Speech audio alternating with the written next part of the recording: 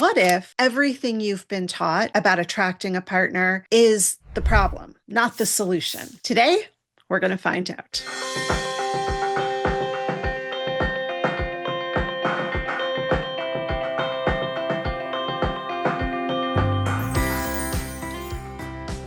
I'm Leah Carey, relationship and intimacy coach, and today we're looking at harmful dating advice given to women about how to attract a husband and why it's so terrible. Women are constantly told they need to act a certain way to earn a partner. Be modest, but attractive. Be content on your own, but also be open for love. Be financially independent, but not so successful that you're intimidating. It's exhausting. But the messages are so insidious, you might not even realize all the ways they're affecting you. Because these lessons sound like they're about how to catch a man, but they're actually about something much bigger, shaping women into a specific kind of person who is pliable and acquiescent. These ideas grew out of religious patriarchy, but they've become so pervasive that at some point they just started feeling like the rules for all women, regardless of how we grew up. So you don't have to be raised in purity culture or other high control environments like narcissistic abuse or cults to have absorbed these beliefs, because they're everywhere. That's why I think it's useful to look at Christian dating coaches and teachers. Their advice is an exaggerated version of what we hear every day. So listening to them is like turning up the contrast on an image. The patterns, contradictions, and ridiculous underlying assumptions become much more obvious. And once you see them in an extreme form, it's easier to recognize the subtle ways that these ideas show up in mainstream culture. So let's take the idea that men are naturally driven by desire, while women are meant to be the gatekeepers of sex. That's not just a biblical concept. It's at the root of every teen movie that features the down on his luck protagonist who continues pursuing a woman even though she keeps saying no. It was the basis of most of the sex education I received in the 90s. He's going to keep pestering you, and it's your job to keep your legs closed, but also keep a smile on your face so that you don't insult him. The result? Because you've never said an outright no, he doesn't get the message. And eventually he becomes resentful and starts calling you names, or worse. So whether or not you grew up in purity culture, these ideas have a way of sticking. So today, let's dive into a video by Mark Ballinger of Apply God's Word, titled "Godly Men Are Immediately Attracted to Christian Single Women Who... He runs down the 5 traits godly men are instantly attracted to in a single Christian woman. But actually, it doesn't even take 10 seconds. He doesn't even get to trait number 1 for us to hit our first big red flag. Sure, worldly men will immediately be drawn to a woman's outward beauty, but what about that deep attraction a godly man has that goes beyond the physical? Myth number 1, only godly men care about who you are on the inside.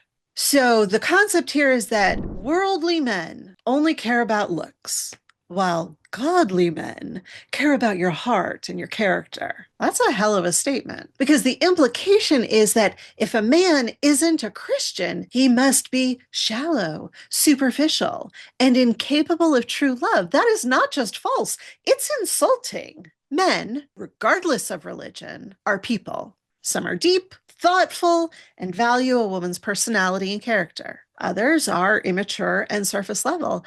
And surprise, that's true about Christian men too. Your religiosity has zero correlation to whether you see a woman as a whole person or not. In fact, I'm going to make a truly outrageous statement here. I think that the more evangelical a Christian man is, the less likely he is to see women as whole people who are capable of autonomy and agency over their own bodies and brains. It's baked into the language they use. For instance, let's look at the word helpmeet. I'm quoting from the site gotquestions.org, a site that answers all your questions about God, Jesus, the Bible, or theology. And the question that they're answering is, what does it mean that a wife is supposed to be a helpmeet? Quote, the word helpmeet comes from Genesis 2:18 in the King James Version of the Bible, which says, quote, it is not good that the man should be alone. I will make him a helpmeet for him. Meet in this context is an adjective that means suitable. What the verse actually says is that God created a help for Adam, and this helper was meet, suitable, fit, proper for him.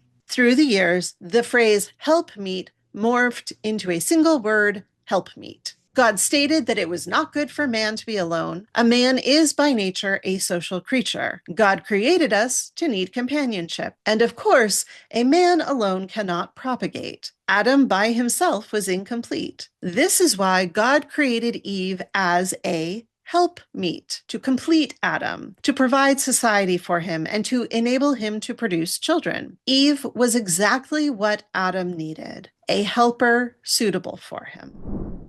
It's clear as day. In this worldview, women exist for the benefit of men.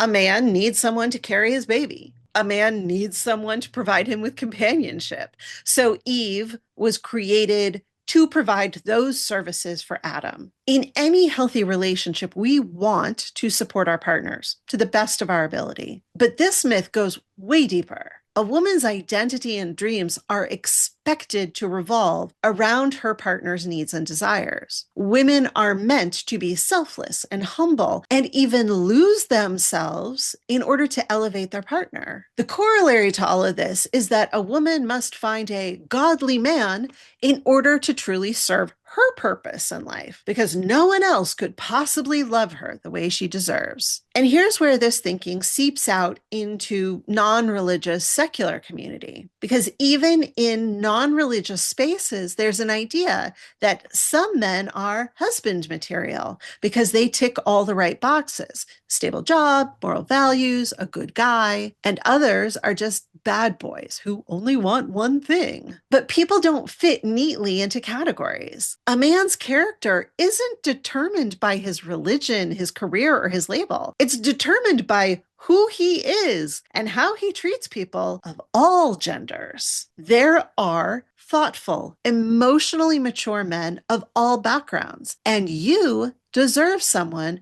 who values all of you. Not just the parts that fit some prescribed mold that has more to do with him getting his needs met than him being a truly healthy and equitable partner. Number one, a godly man immediately notices when a beautiful woman is not overemphasizing her outward beauty. He wants to marry a beautiful woman one day, but in the meantime, he's trying not to fall for a woman based upon her physical appearance and just being led by his natural senses.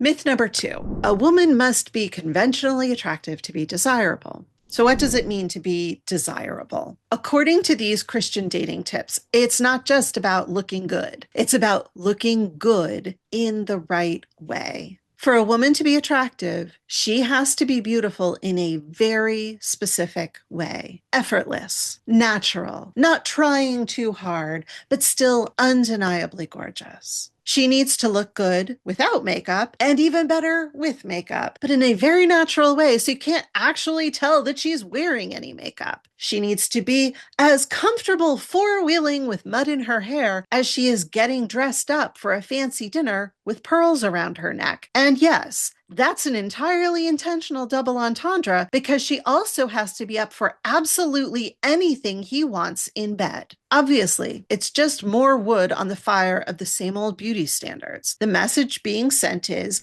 if you're too focused on your looks, you're vain and worldly, but if you're not attractive enough, you won't get noticed. It's a no-win situation. But the message under the surface is actually even worse. Attractiveness equals godliness. When men are told they'll immediately recognize a godly woman by her beauty and modesty, what does that say about women who don't fit conventional beauty standards? Does that mean plus size women or disabled women or any woman who doesn't fit a Eurocentric standard of beauty is somehow less worthy of love? That is a dangerous and deeply harmful idea. It suggests that God's plan for a woman's love life is tied to how closely she aligns with society's definition of beauty, which, let's be clear, is changing all the time. So if God creates a woman as less conventionally attractive, whatever that may be at any given moment, it's interpreted as a sign that she is morally lacking in some way. Physical beauty is a sign of righteousness. And so if she were truly virtuous, God would bless her with beauty to attract a godly man. It creates a really damaging link between appearance and worthiness, suggesting that a woman's value is directly tied to her ability to conform to certain physical standards rather than to her character or her actions. And it's why so many men consider it a disgrace if a woman lets herself go after marriage and kids. But if you're spending a significant portion of your time, energy, and focus on keeping your skin glowing and your body tight and worrying that it's never going to be good enough, that's time that you're not spending connecting with your partner. And happy relationships are built on kindness, connection, and communication, not stress over how you look. This is exactly the kind of thinking that leads women to waste years doubting themselves and waiting for approval from men who have been taught to judge them by an impossible standard. The idea that godliness and desirability are linked to how you look is just another way to keep women preoccupied with proving their worth instead of just living our lives. So if this is something you relate to, spending too much time trying to be the kind of woman that you think somebody else wants, instead of focusing on what you want, then I've got something for you. Stop wasting time on the wrong people is a dating checklist to help you focus on what's really important to you, identifying the people who are worth spending more time with, getting to know them, and recognizing which ones you can, without guilt and joyfully, release back into the wild. It'll help you recognize the red flags, the time wasters, and unhelpful dating advice that keeps you stuck in bad patterns. It's a surprisingly simple checklist to help you focus on the people who bring out the best in you, rather than wasting time on people who leave you feeling anxious or like you need to create a better version of yourself to keep their attention. Focus on dating people who help you feel good about you, because you deserve a relationship where you feel wanted for who you are, not for how well you follow some bullshit rules. The link is in the description. So let's take a quick little detour and look at the images of women that show up in this video, because it's actually pretty telling. If you'll notice, every single one of these women has long hair, they're clean and natural, so you can't really tell they're wearing a lot of makeup. They're very thin, and they have very light skin. Either they're white or they're very light-skinned people of color. So that's a pretty clear indication of what is considered beautiful, right? But then look at these two women who are shown wearing heavy eyeliner with their long hair tied up with enough makeup that you can actually see that they're wearing a lot of makeup. And you know what these two women are? They are the examples of women who are doing things incorrectly. This woman who's turning the sign over to closed, that is his evidence of a woman who is so caught up in all her own issues that she can't even be available to a man. And then this woman who's walking through the woods with a bow and arrow is hunting for a man. She's not just trusting the Lord to bring her a man. So every woman who is doing something wrong is depicted with heavy makeup, a lot of eyeliner, and her hair tied up so she looks somewhat less feminine, whereas every other woman who is given to us as an example of the godly, righteous, beautiful woman that a man will naturally be drawn to is fresh and clean faced, with her long hair down and her skin very, very light. I think it's pretty telling. When a guy meets her, he senses that she's not looking to him to be her God. She's not like someone stranded on an island, frantically hunting for satisfaction, husband hunting, so to speak. This type of woman is inviting and open to a relationship, but she's not desperate and needing a relationship in order to be happy. Myth number 3, a woman must be open to a relationship, but not too eager. Another absolutely ridiculous message that women receive is that we need to be open to love, but not too open, interested, but not desperate, ready, but never forward. In religious spaces, this sounds like a godly woman should have a peaceful, content heart and trust that God will bring her the right man in his timing. She must not chase a man because that would be not feminine, but she also can't be too closed off or she'll be seen as bitter or damaged. So be open, but only in a way that makes you look easygoing and effortlessly desirable. In non-religious circles, this looks like the love of your life will show up as soon as you stop looking. All of the dating advice tells us to play it cool. Don't text first. Make him chase you. Act like you don't care too much. But we're also told that if we're too independent, we'll scare men away. If we focus on our careers and personal growth, we'll wake up one day and discover that we're too late to get married and have kids. So whether it's coming from a pastor or a dating coach on TikTok, the underlying message is the same.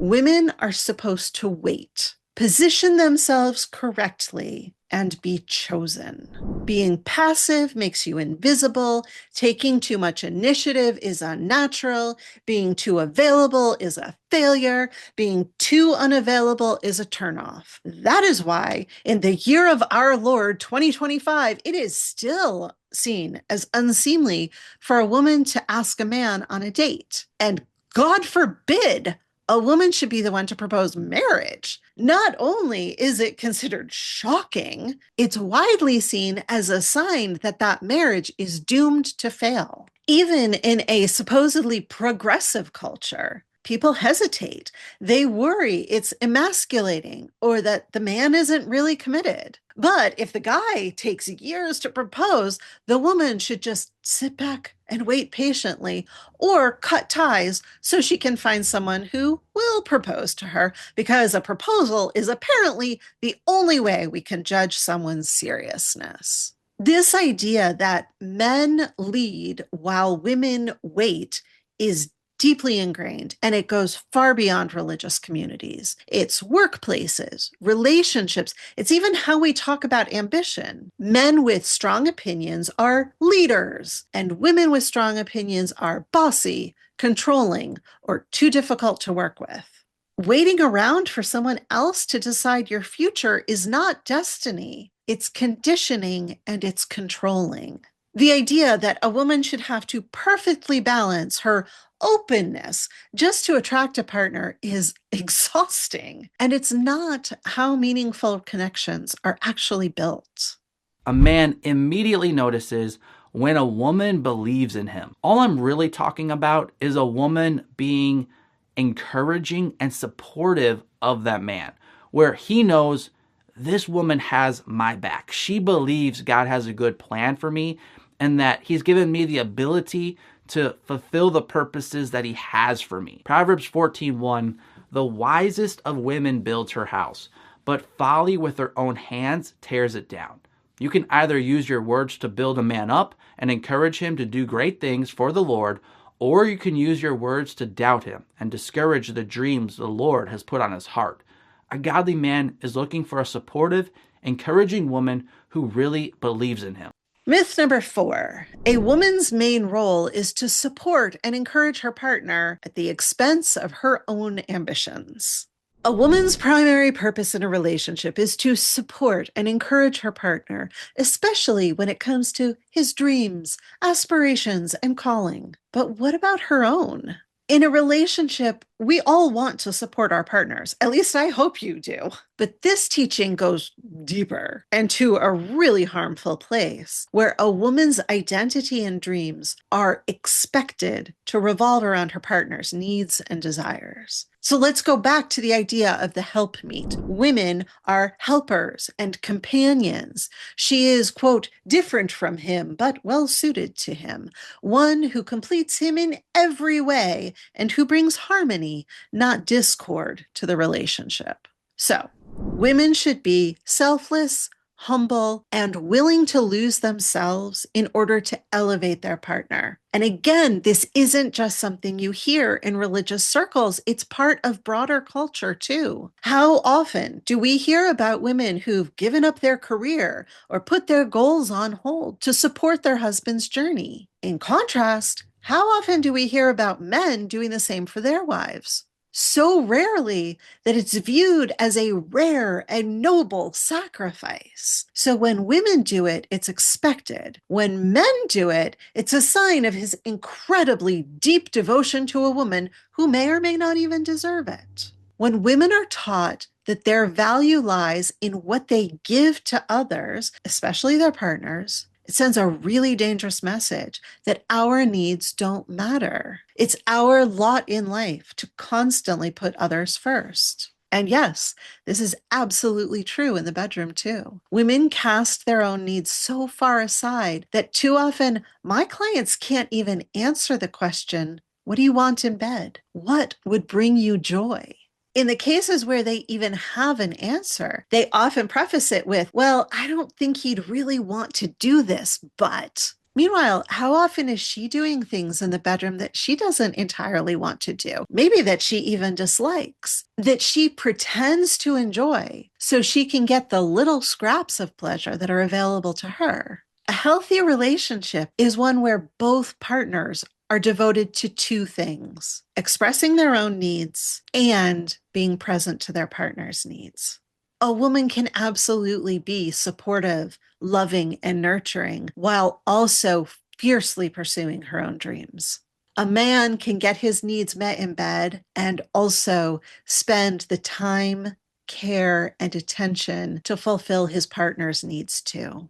You don't have to choose between being a good partner or being your full authentic self. Being a good partner means bringing your whole self to the table and welcoming your beloved's full self at the table as well. So these are just a few of the myths that keep us stuck in anxiety and dissatisfaction. They're rooted in outdated beliefs from purity culture and other high control environments, but they've seeped out into the general culture and affect all of us, regardless of the home we grew up in. They make us feel like we're not enough because that keeps us in a state of anxiety and never good enoughness, where we are pliable and acquiescent. So if you're coming out of purity culture or another high control background like narcissistic abuse or cults, I get it. I've been there too. It's tough to untangle all of these deeply ingrained beliefs. But the good news is that you don't have to navigate this alone. As a coach, I help people just like you, just like me, break free from these myths, reclaim our bodily autonomy, and start making choices that truly align with your desires and values. So click the link below to get Stop Wasting Time on the Wrong People, a guide to making good dating choices, where I walk you through how to make dating decisions that serve you, not the old narratives you've been taught. If today's video resonated with you, please like, subscribe, and share it with someone who could use a little support in overcoming these myths too. And leave a comment below. Let me know which myth hit home for you. If you want to see more of these myths getting picked apart straight from the playbook of Christian dating coaches, check out this video next. And remember, you are worthy of love, and I'll help you get there, one conversation at a time.